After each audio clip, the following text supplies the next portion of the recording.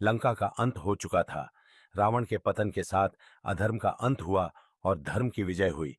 अयोध्या लौटने पर श्री राम का राज्याभिषेक हुआ और समस्त नगर उत्सव में डूब गया।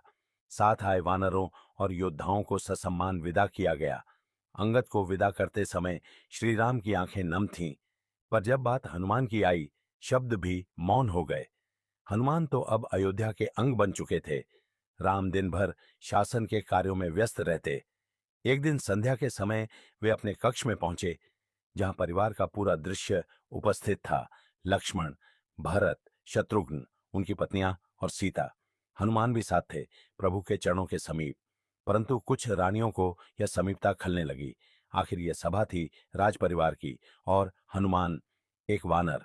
शत्रुघ्न ने संकेतों से हनुमान से बाहर जाने का अनुरोध किया, पर आश्चर्य, हनुमान जैसे ज्ञानी सब संकेतों को समझ नहीं पाए, या शायद जानबूझकर अनदेखा कर गए।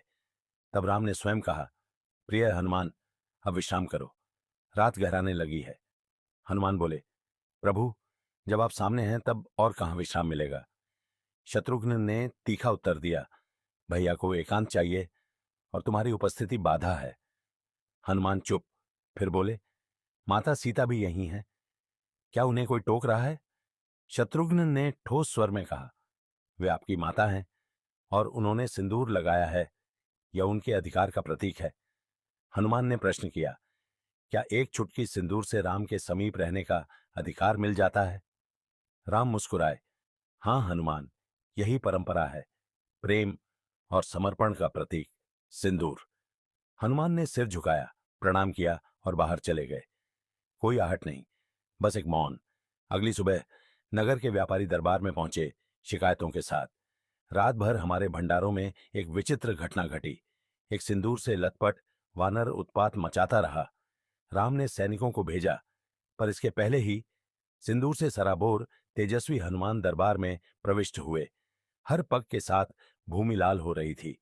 उनके कंधों से सिंदूर उड़ रहा था, जैसे अग्नि की लहरें। सभा स्तब्ध, फिर धीरे धीरे हंसी की लहर दौड़ गई। राम ने मुस्कुराकर पूछा, हनुमान, ये क्या।